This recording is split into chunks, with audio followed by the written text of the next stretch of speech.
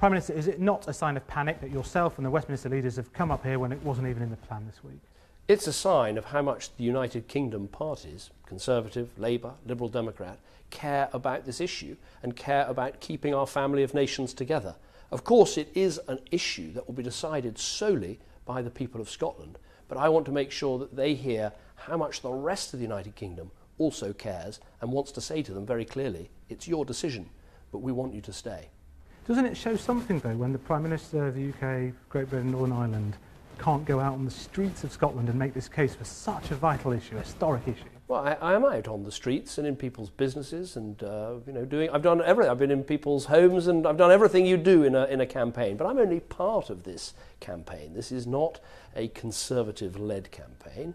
It's a campaign of all political parties and of people who have no allegiance to a political party. So there was a suggestion that this was a campaign of love-bombing Scotland with your heart. You touched your own heart in that speech downstairs. But there was a lot of kind of Project Fear there as well, maybe even Project Terror, talking about financial services companies leaving, the threat to the pensions. Your message is a bit mixed on this, Prime Minister. Well, it's a message of both heart and head. I think it's very important to be really clear about how passionately I care and other people care right across our country about keeping the United Kingdom together. But I think it is also important to examine what a cliff edge this decision is. I think sometimes Alex Salmond wants people to think that nothing really will change, that it's a vote in favour of Scotland, whereas actually it's a vote in favour of separation. And the argument I wanted to make is that Scotland is a proud nation and can remain a proud nation inside the United Kingdom, but it doesn't have to leave the banking system, the currency, the pension system, but it does those things if it goes independent. But Prime Minister, the argument that seems to be swaying core Labour voters is if you never want a Conservative to rule over you again, then vote for independence. And they're right about that, aren't they? Well, part of the answer to that is to say if you have a no vote, you get the best of both worlds because you'll have more devolved powers here in Scotland. So you can determine your own health policy, your own education policy, your own taxation policy, your own welfare policy.